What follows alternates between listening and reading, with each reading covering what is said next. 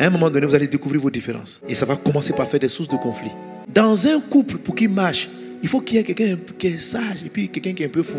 Si vous deux, vous êtes trop sages, ça ne va pas marcher. Si tout est trop joli, c'est pas bien. Il faut qu'il y ait quelque chose qui vienne décaler à côté. Et puis ça fait ressortir la beauté. Dans un couple, il faut quelqu'un qui soit un peu dépensier, il faut quelqu'un qui soit un peu économe. Pour réussir votre attachement, il faut commencer à apprécier la valeur de l'investissement que fait celui que tu appelles le dépensier. Tu as dit, je suis en train de vous dire quelque chose qui est profond, vous ne voulez pas comprendre.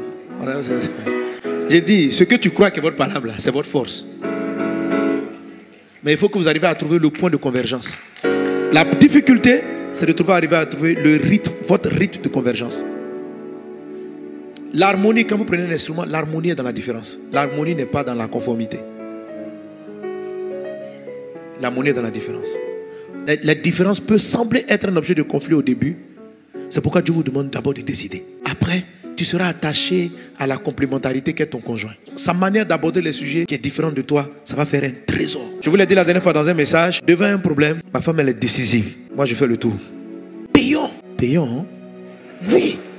Laisse-moi analyser. Si nous prenons l'argent dans la popote, comment demain on va faire ça? Au début, on faisait pas là pour ça. Dans un couple, pour qu'il marche, il faut qu'il y ait quelqu'un qui est sage et puis quelqu'un qui est un peu fou.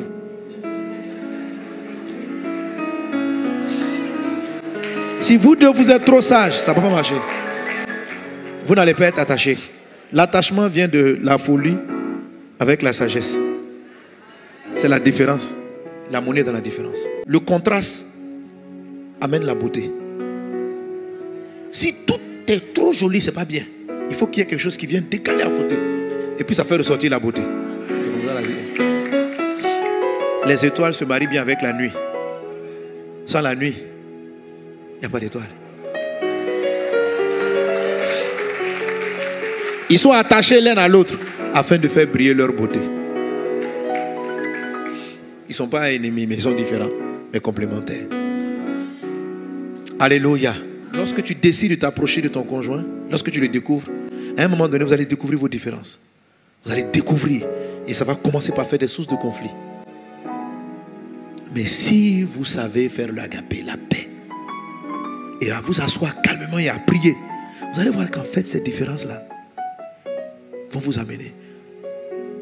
Moi, je crois qu'il y a tellement de choses que je n'ai pas pu faire sans le côté décisionnel de ma femme. C'est impressionnant. Amen. Alléluia. J'étais tellement dans les calculs que je n'allais jamais prendre une maison. Donc elle est sur ma tête. Il faut une maison. J'ai dit, mais est-ce que l'argent peut? J'ai dit, maison.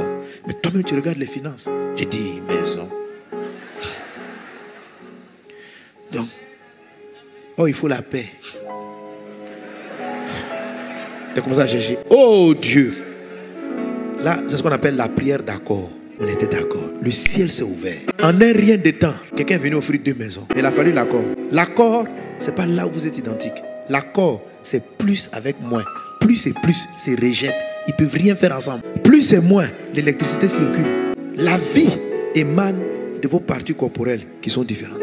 Pas de celles qui sont identiques. Vos doigts se ressemblent. Ça ne peut pas produire des bébés. Tu comprends de quoi je parle? C'est la différence qui va créer l'attraction, la force intérieure et qui va amener votre foyer à commencer à produire beaucoup de choses, à être très efficace.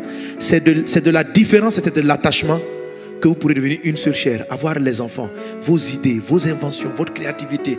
C'est là que vous allez devenir très fort. C'est là qu'on ne pourra pas vous tromper, vous escroquer. On t'a escroqué parce que toi seul tu as pris ta décision.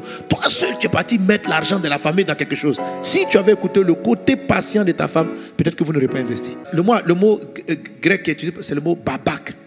Babak, voilà, qui veut dire coller, qui veut dire... donc ça parle un peu de l'aimant, c'est pourquoi j'ai utilisé l'exemple de l'aimant. Mais c'est quelque chose qui est de la différence. Qui fait que vous vous approchez, vous êtes collés. Vous sentez que j'ai besoin d'elle pour décider dans mon argent, dans la gestion. Parce que sa sagesse plus la mienne, la combinaison des deux donne la vie. Amen. Amen. Sa façon de prier combinée à la mienne. Alléluia.